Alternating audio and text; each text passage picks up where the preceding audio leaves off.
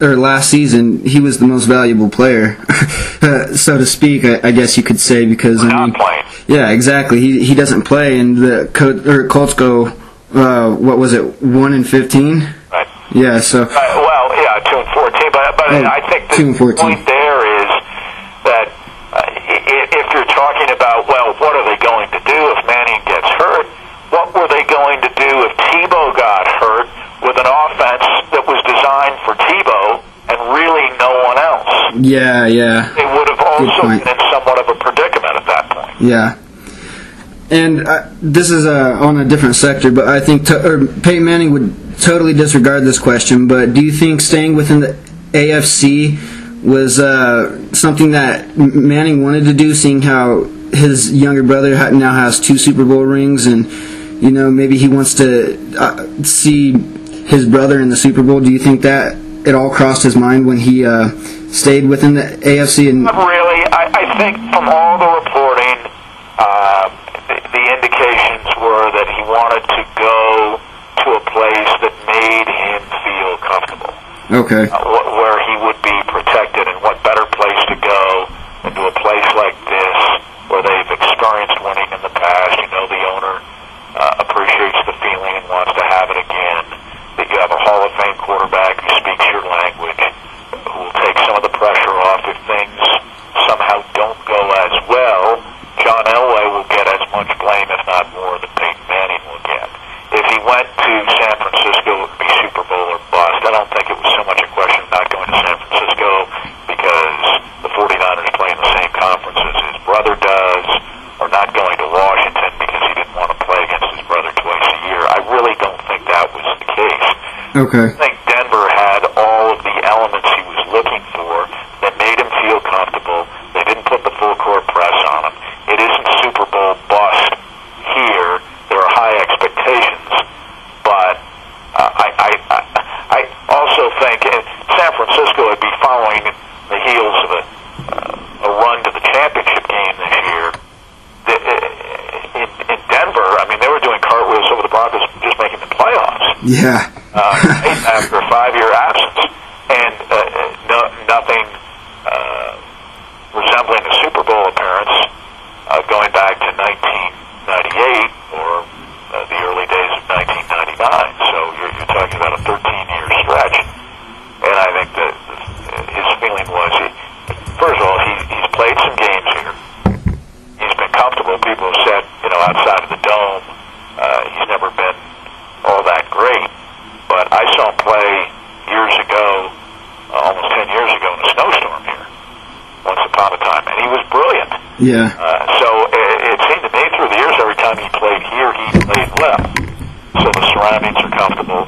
I think he's familiar with the teams that Denver will be facing for the most part this year. He didn't know very much about the San Francisco 49ers. I don't think he knows as much first-hand knowledge about the NFC, and that might have been a deterrent. That might have discouraged him from going there. I think the whole thing with Eli was maybe overstated. Okay. Do you think that, you look at the Colts franchise in the past few years, and besides their receiving core and a couple guys on their defensive line, I mean, they didn't really have that much of a team. Do you think that had anything to do with Manning, or do you think that it was just the team in general? Do you think that Denver might show a lackluster performance just because they have a man like Peyton Manning on the field? So they're almost. I think he's one of those. It's kind of an interesting point. I think he elevates the play of those around him.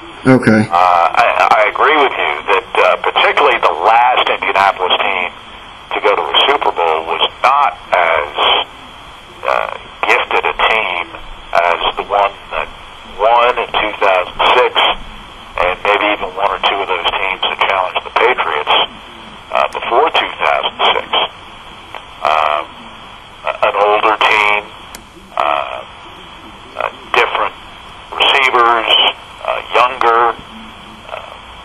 So yes, I think that accounts for some of the diminished production from Manning, but boy, they were still good enough to get to the Super Bowl and in a position to win that game. Yeah. As recently as 2 years ago, right? Yeah. So, I think that still speaks to his having an impact on other players and making them much better than they otherwise would be, and setting a standard each and every day, what he expects to get done, what he expects from his teammates is nothing short of supreme effort, championship achievement. That's what he's about. Exactly. And I don't think that changes here. I don't think you have to build an all-star team around him necessarily. Okay. You have to build around him in the sense that there are people who are compatible with him, and I think as they go about the business of trying to improve and maybe even redesign this defense a bit, they're thinking of how they want to play on defense in accordance with how he plays on offense.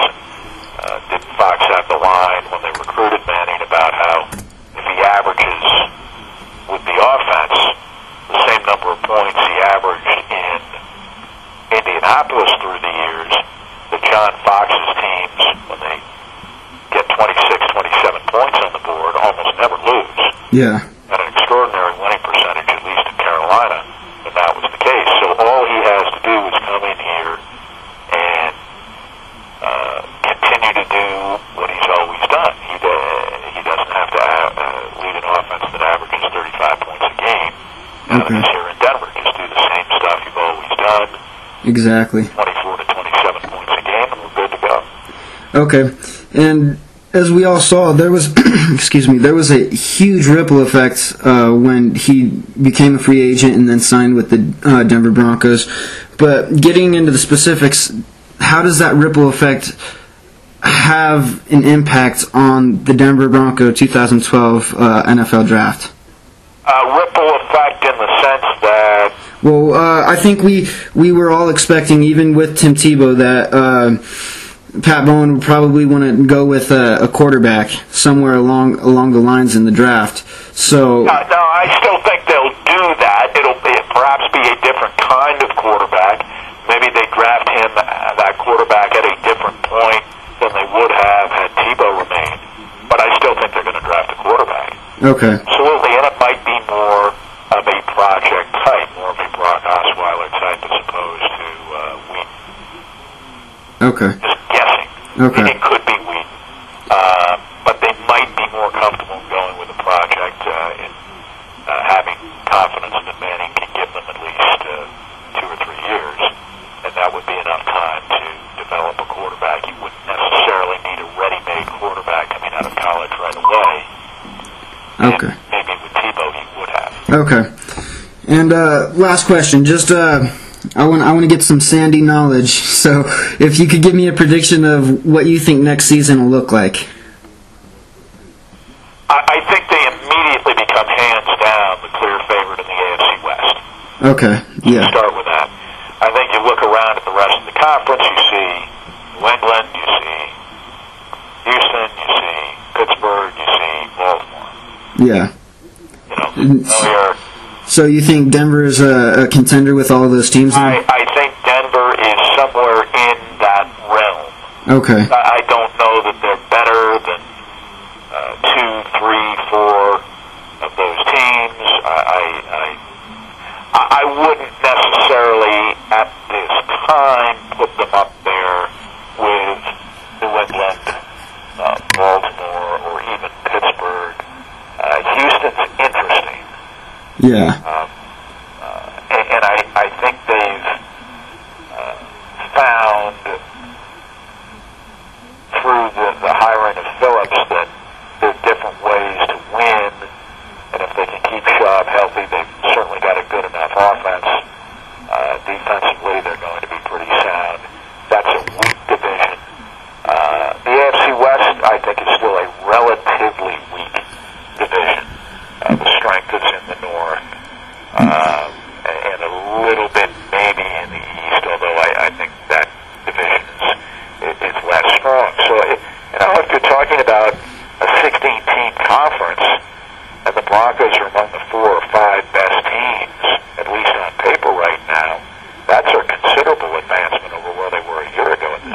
For sure. Got closer to the bottom five among AFC West teams last year at this time than you would have the top five.